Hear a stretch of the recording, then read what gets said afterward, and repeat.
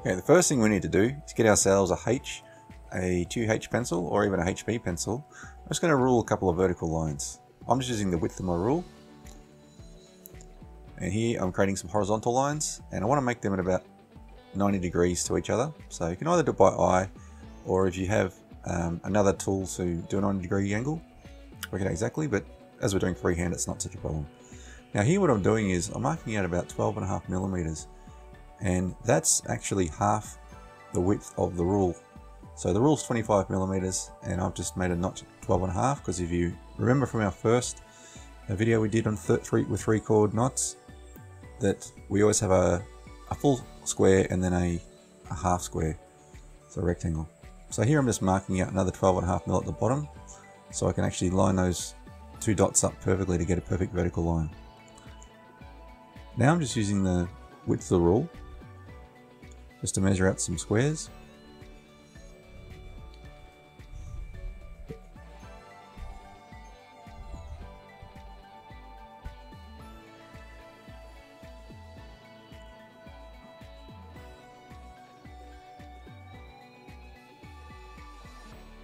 Okay, so now that we have our grid and our squares, we can just start putting in the circles that we use. So if you remember too, when we have these half circles, or sorry, half squares, we need to put the circles in the middle of the half square ones. So as you can see at the very bottom there, that line, they're in the half point of the squares. And then we just go around putting them on all the points and in the middle, as we've done in previous videos.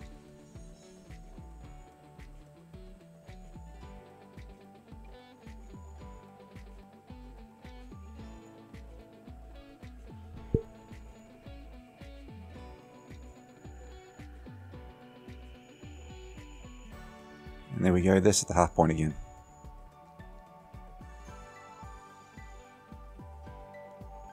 Now I'm going to draw in the arches for the outsides of the knotwork.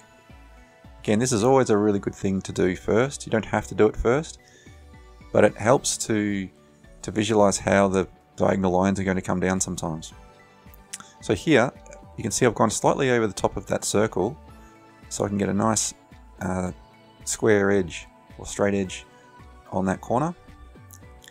And if you notice that where it goes up right on that corner, is actually the same distance as where the top of the arches would be between these two circles.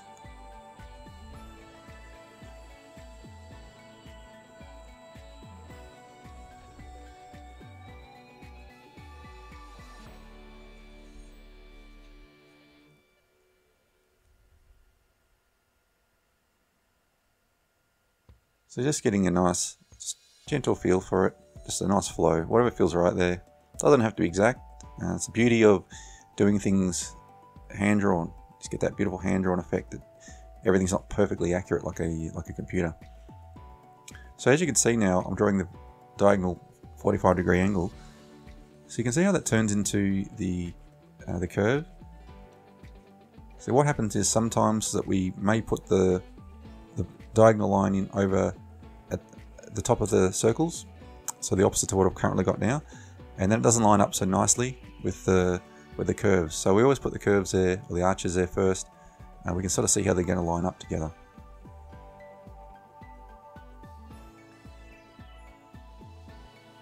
Now coming at the other angle, this is where the crossover is from the chord going the opposite direction. And if you notice too that where those opposite diagonals generally come in is there's a wider point between the diagonals going the other direction. So I'll just mark that out in red.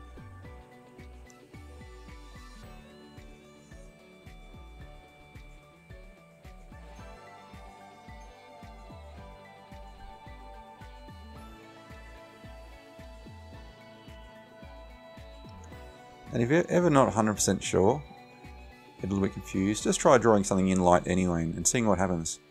It's the best way to learn sometimes is by making some simple mistakes.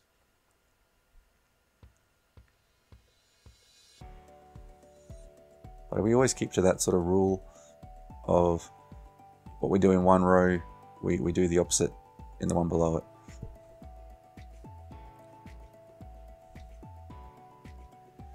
So in this case, we'd when we've got diagonals going one direction, we have the line going to the top of the circle. In the row below it, we'd do it on the bottom. And again, here you can see how doing the curves in shows us how we could just beautifully add those circles in, add those lines into the curves. And I've made a slight error there. I don't know if you noticed that. There we go, that's the one.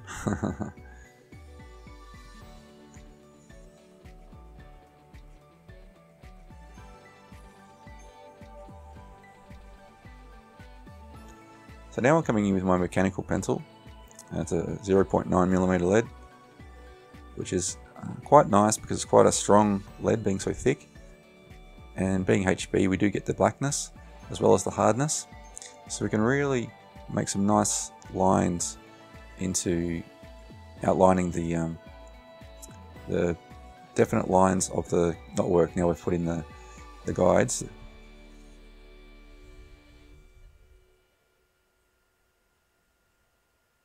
So just gently tracing over those lines we've done, and we can always improve on those lines as we're drawing if we feel we need to straighten something out or curve a bit more. As you can see, there's quite a nice flow when we're doing these things, when we start to see how there are certain patterns that just repeat themselves.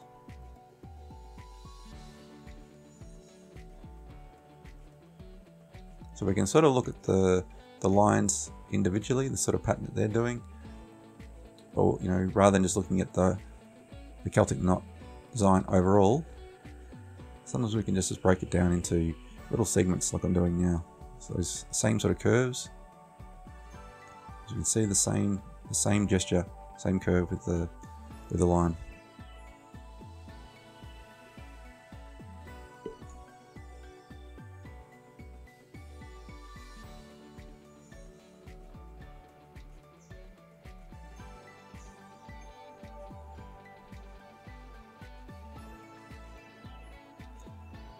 Now I'm just going to go around using just a normal eraser and just taking off some of those guidelines. Now I may go over some of the lines that I've already done, and that's okay, because I've done them quite dark and hard. They're actually they're not going to go anywhere very easily, and I can always just touch them up whenever I need to. So here I'm just putting I'm using a H pencil, just putting in a rough line in the center. This is just a style thing, a design thing here we're playing with. And adding these extra lines can really help to show how the chords go over and under each other. Really gives it much more definition.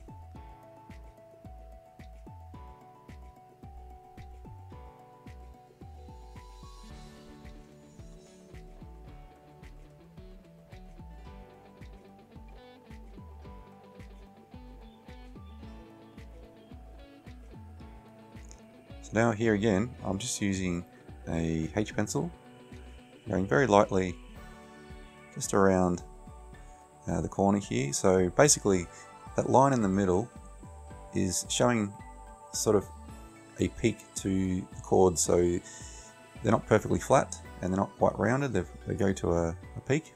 And as your drawing goes on with the shading, you'll start to notice that more. Now, as much as I do enjoy shading with the lighter aspects of H pencils, which I do, it's also good just to remind you to be mindful of how the different pencils are made. So when we're getting into the H pencils, we're going to have less the graphite, which is the blackness, so that's what the B stands for, blackness, how black a pencil is. So instead of that, in the H pencils, we're going to have much more clay, and with that, you can leave a bit of a waxy sort of barrier feeling on the paper sometimes. So it's just good to be mindful of that, because sometimes when we try to go over it later with dark colors, they don't seem to get into the fibers or stay on the paper as well because of that sort of barrier that's been created using the H pencils. It's not impossible, but it's something you will notice in time as you experiment. But I still do use both together on some drawings. It really depends. but they do give quite a nice light shade to them, and which can be really, really wonderful when you have that in contrast to the outlines. For instance, if you do them very dark, the outlines of the border of the knotwork can really work very, very well.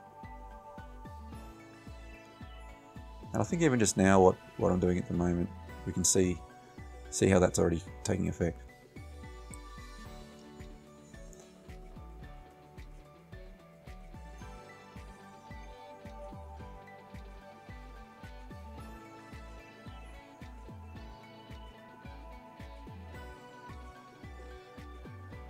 So I've created an imaginary light source for myself, just somewhere over to the top left of the screen.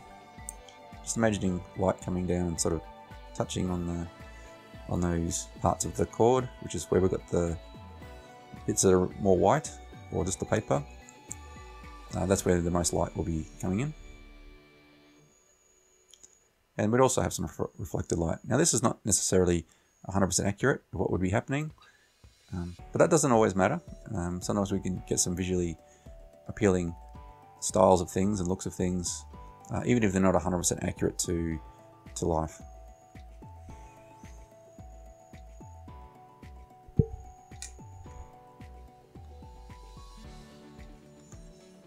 Now where I'm holding the pencil to, I'm actually holding it a lot further down towards the tip than I normally would say with B pencils. And it's a lot easier to get a lighter effect on the paper using a H pencil. So with that, it's also easier to hold it a lot closer to the tip. Whereas with a B grade pencil, generally if you want to, and particularly the darker it is, if you want to get a nice darkness to light gradient, you actually often need to really hold it on a much steeper angle. Not sure I say steeper, flatter angle really. And then also you're holding the pencil from a lot further back, so you can sort of let the pencil's own weight do a lot of the work. But here, because the H pencils the way they are, they actually do need a little bit of extra pressure. You can still hold them the same way, you'll just find that everything's a lot lighter if you're doing it the same way as you would with a B pencil.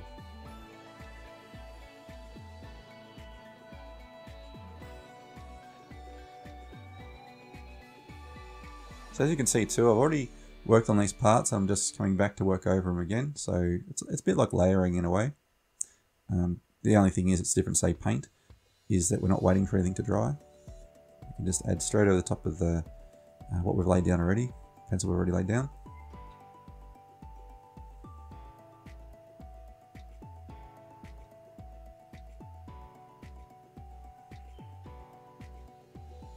I was remembering to get those dark bits in close to where as close as you can to the under and over aspects.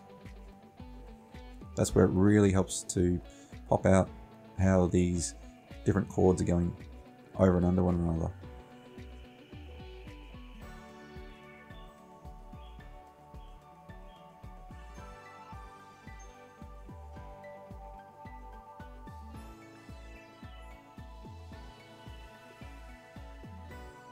So in this sort of technique that I'm using for shading, it's most of it's part of a sort of technique called scumbling to some degree.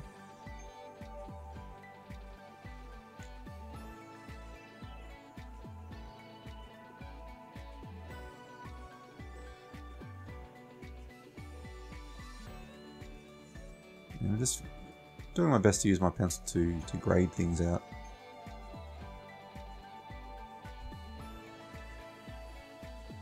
Of course, we can always come through with a blending stub once we've laid down where we want most of the different tones to be, the darks and lights. We can then take our time just refining that with the blending stub, and then of course following up with using an eraser, usually a needle eraser, just to bring back those highlight spots again.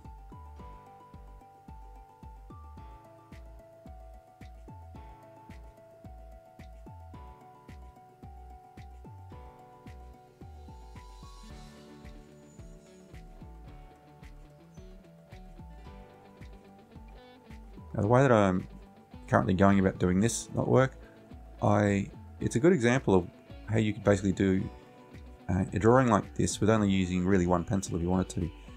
You could basically do this whole drawing just using a HB pencil. Preferably I'd use a mechanical pencil. So you might not get the darks as dark using the some of the B grade pencils. However, you can get quite dark still, and it is possible to do an entire drawing just in a HB pencil. It'll just be some minor limitation.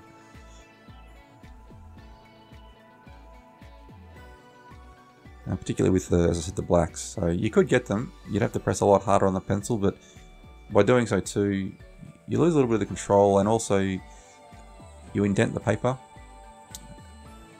because of the hardness that's still in the pencil too. You have to press so hard to get more of the blackness. You're actually going to bruise and indent the paper, and you really can't come back from that. And what can happen is you can left with all sort of imperfections that you don't want, and the way the light then also shines on the paper actually cannot be ideal.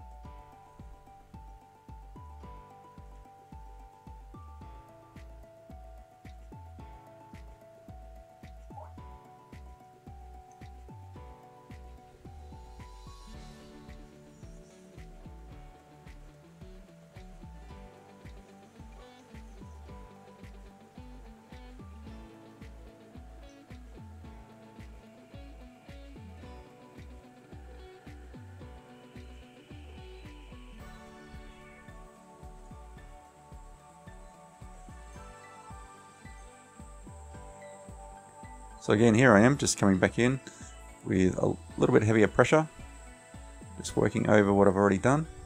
It's building up that lead on the paper.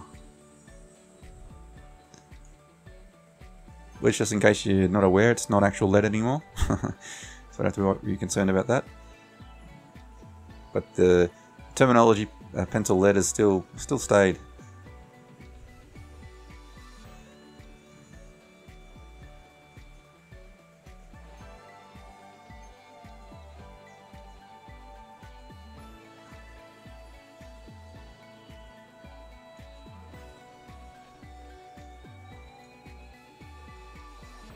So I'm really just working on trying to get those over and unders, you know, getting to the depth and the darkness that I really want to really help accentuate, you know, the higher parts.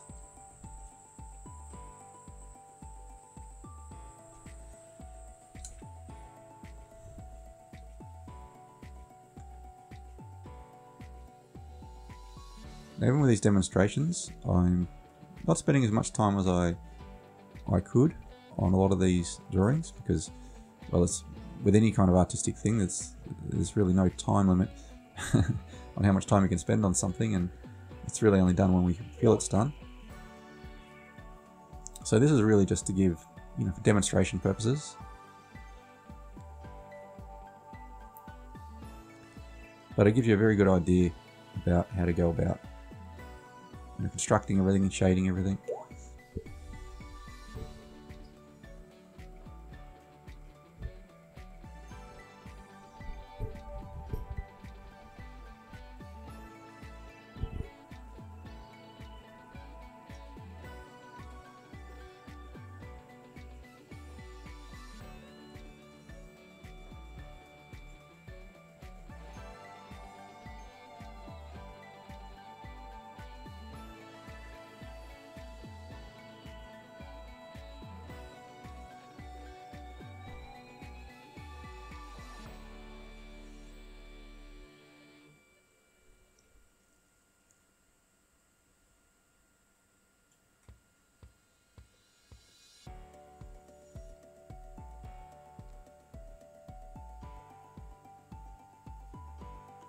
So as you can see, a lot of the time I'm using the edge of my pencil just a little bit. As I said, when you generally use a darker beige, you want to generally angle that so the pencil's a lot flatter to the paper. But when we use the point, we can really get a lot more lead into the texture of the paper a lot quicker. Again, we can also use blending stubs to push that deeper into the fibers of the paper.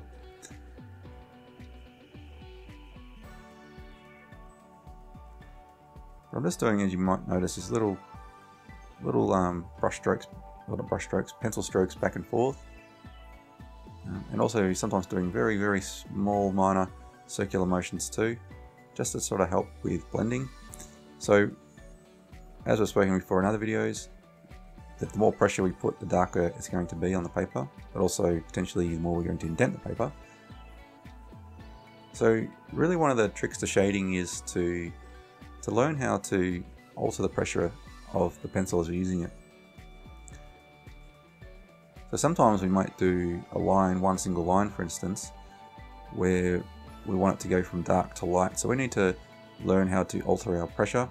So to go from a fairly strong pressure on the paper, and as we move the line in a certain direction, that we ease up that pressure so it's barely touching, so we get almost like a gradient line in one way. So that's something I use too in some of my shading techniques, which I haven't done at this stage on this drawing, but it still applies to everything.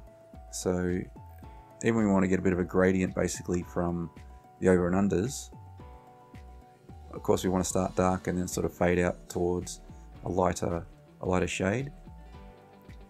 Again, so that just takes a bit of practice. And again, going back to the blending stubs, they're also very useful for that.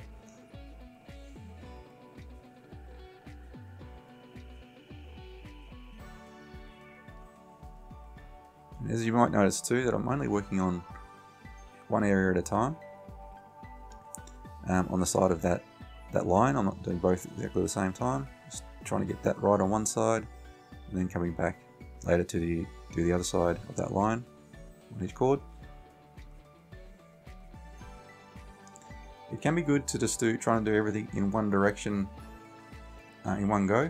That can be very useful at times and can be seen quite efficient, and it is.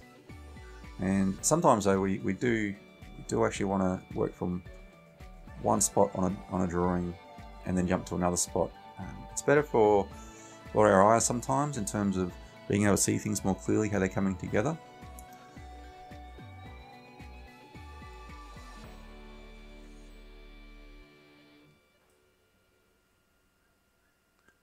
Because we're only stuck on one little bit a lot of the time that we're just focusing on. We can miss the overall picture sometimes, and we might miss something that's actually not working very well. But that's going to depend on, well, us personally, but also just even on the drawing. With knot work, it's probably not such an issue as much, because there is so much conformity and repetitiveness of the design.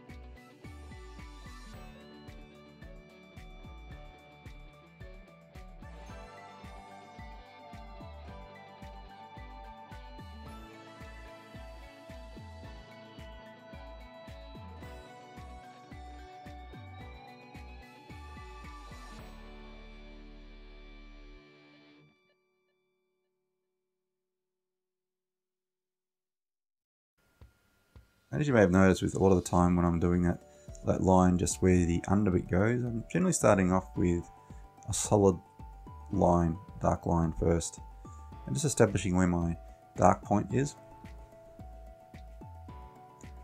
And then I can blend out from there into the lighter tones, lighter shades.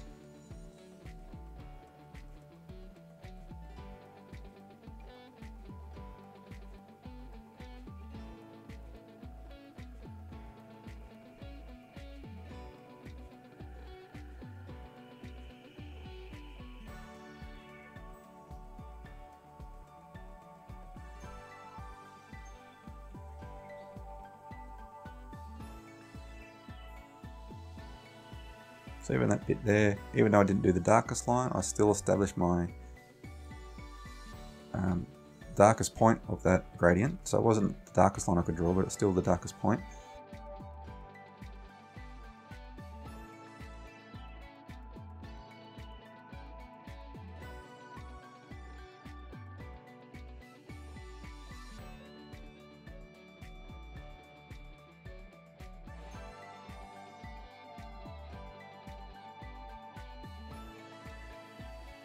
So the way we can kind of use our pencils to blend a little bit too is we start at the darkest point of the drawing wherever we're currently working, and then we can start just going over the same bit we've already done and just trying to establish, as we're doing that, getting the right pressure. So once we've done that, then we can work outwards from that dark point, and we'll have a much more control of our pencil then, and how much of the shade is actually getting from dark to light. It gives us much more control if we just start somewhere dark first and then work our way out. So here we go with blending stub now. You can see it's really helping to smooth out a lot of those lines. So again, the blending stub is actually very similar to the pencil in that we need to learn how to work with how much pressure we apply to it. So in the dark areas, we'll put a fair bit of pressure, and then as we're working out towards the lights, then we really take a lot of pressure off, because there's going to be a lot of pencil already of the graphite sitting on the end tip of the stub. So we've got to two things. Sometimes we've got to clean that if we've got too much on there, because if we're working the light areas, we could bring a lot of darkness straight into that light area, or we just need to learn how to just really use a very, very light touch.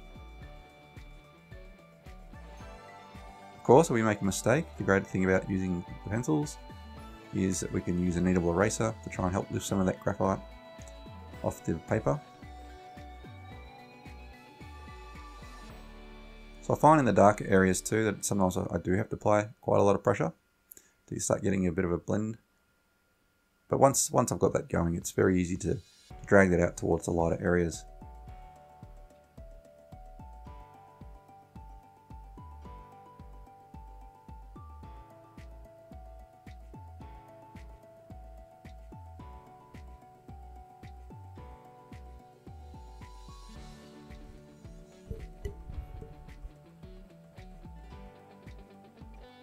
And also when we're using the blending stub, I'm using one here with quite a fine point. It's quite a small one, and it makes it very easy to really rub into the dark spots and also give you a lot of control. We could also use the edge of the stub as well if we want to do some very soft blending and do large areas. As you can see, even just then, because I've got that very pointy part of the stub, it creates its own sort of lines, even though they're a bit softer. So here I've angled a little bit more now, just try to blend a bit more of that, what I've been doing already. You can sort of see some of those lines. And often when I'm working with shading, I may go over certain areas a number of times. So I might blend it, or should I say shade it, then blend it, and then I might come back and shade it and blend it again, and sometimes a little bit more than that. And even more so if I'm applying different techniques over the same shading. So here, it's just very much blending sort of shading we're doing here, but I may incorporate sometimes some hatching or cross hatching as well, and do a combination. And sometimes I want to blend that out a little bit too, just to soften some of those lines that you get with hatching and cross hatching.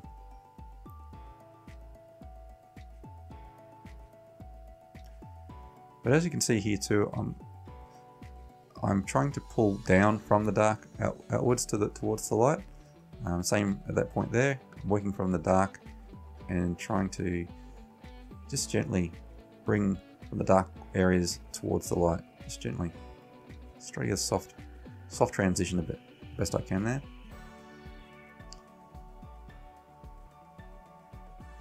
Again, you can work on this as much as you like. You can spend a lot more time on this than I currently show in this video. You can spend hours. And that's okay, I don't mind doing that. I don't know if anybody would want to necessarily watch me doing this for hours. But the thing is, however long you feel to take, it's really about having fun. And this is the whole point of we do this.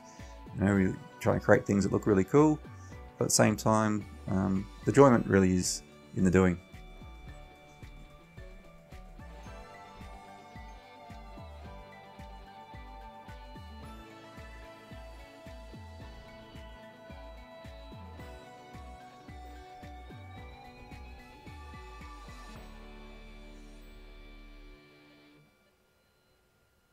So as you can see here, I was a little bit light on that area there when I started working on, because I already had so much, some of the graphite from the B aspect of the HB pencil I was using.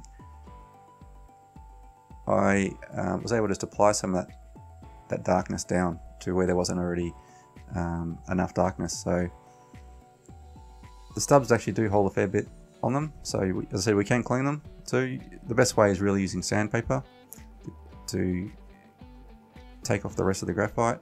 Also, sometimes I just rub them back and forward on a bit of scrap paper or even a bit of cloth, just to try to take off a bit. It might not take off all of the graphite, but sometimes it's enough that it's not going to be bleeding into areas that I don't want it to go, particularly when working with the lights.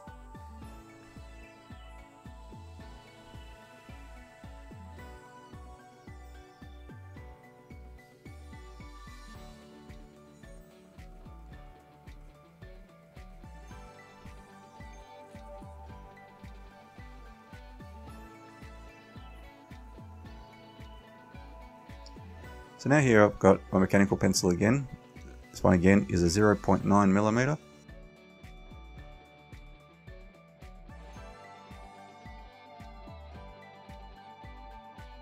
And I'm just going to re-establish a lot of those lines that make up the chords. Really makes it help pop off the page the more you do that. So then we've got basically then a very defined line with this softer aspects of the shading.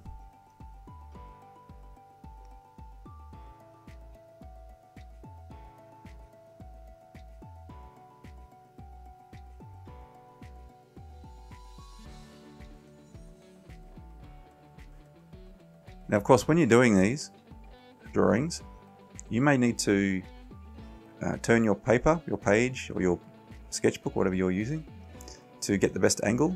Now, some of this here has been a bit challenging for me because it goes against the natural flow of my hand rotation.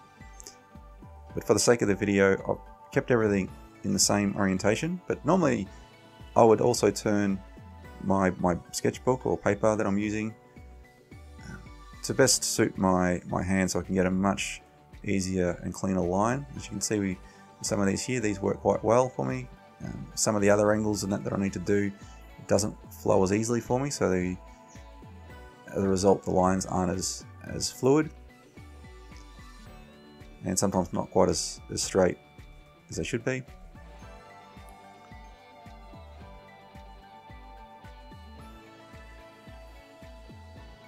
So to help with that sometimes too, you might notice with my pencil now, sometimes I go back and forth a few times. So not so much for these lines here.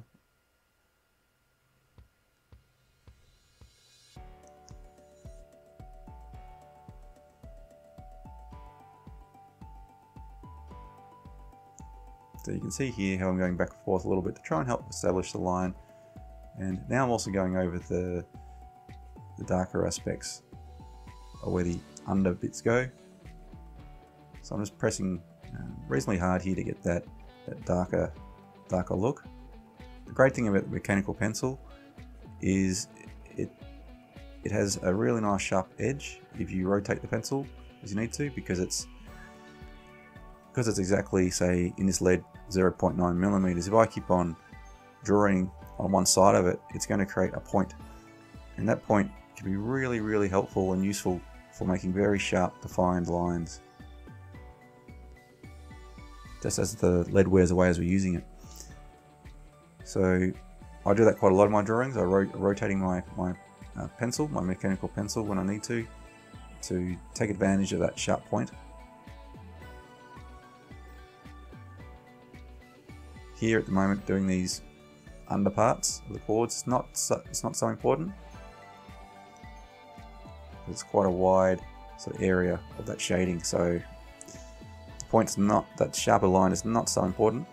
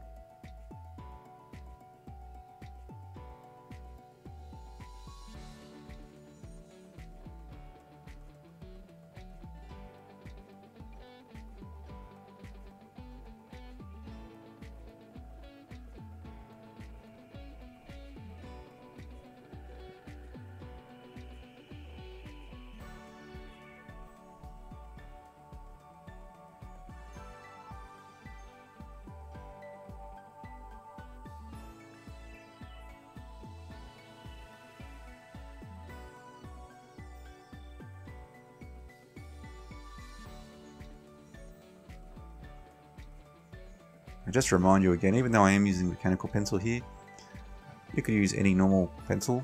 You just probably need to ensure that you keep the pencil quite sharp at the tip. So that would just mean that really using a pencil sharpener a lot more frequently than I need to, say, rotate the pencil that I'm using.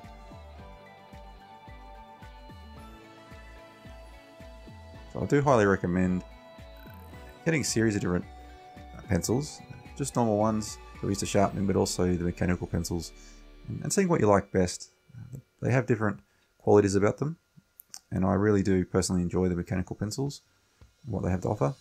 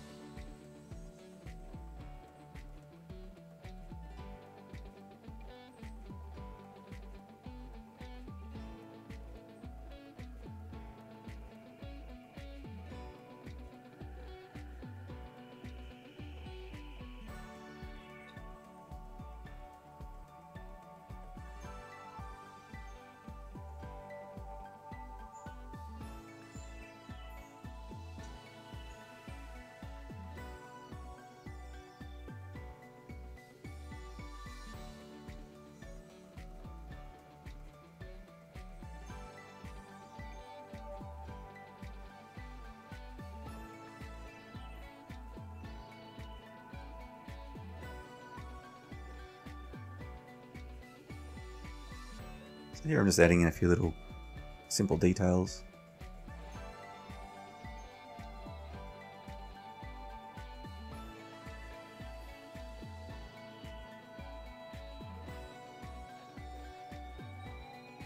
You may have noticed too that how I'm creating almost like a little triangular shape on the underparts, and that's just to sort of emulate how the shadow would fall against these chords that, as I said, they're not perfectly flat, they've got more of a point to them.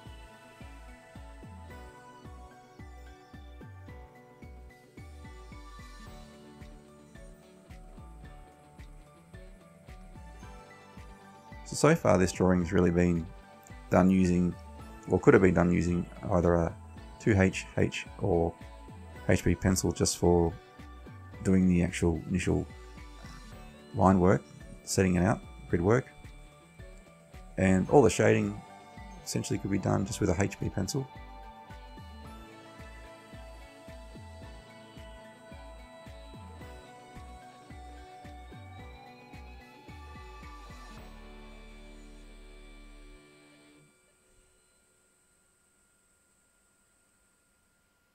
It's actually also possible to do light shading with a mechanical pencil. As long as we hold it at a low enough angle and we just on a bit of blank paper just run it back and forth a number of times, and then we'll create a very smooth spot, a very flat spot using the pencil, which we can then use for gently shading areas too. So even though mechanical pencils generally tend to have a very sharp point, it's not that different to an oil pencil that we would use with a sharpener. That same thing happens, that if we hold it at a low enough angle and just take off that hard edge, we actually have a very wide, soft lead that we can use for doing other shading.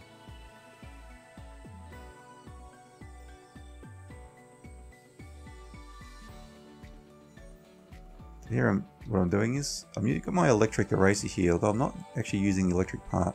I'm just gently using the eraser without it being turned on, just to create some little highlight spots on the drawing, just to accentuate a little bit.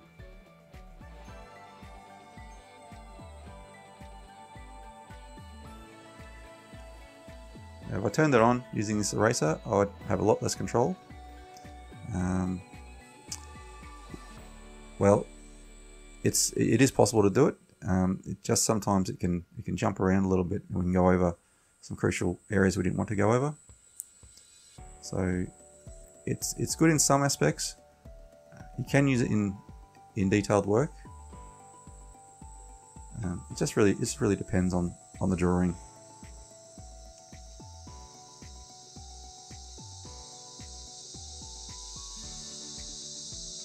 And also it takes off a lot more of the graphite off the paper than say what I'm doing now, where I can just take my time. So if it's turned on, it would just take off a lot of the graphite very quickly. And that's good in some regards. But as I said, not quite as much control.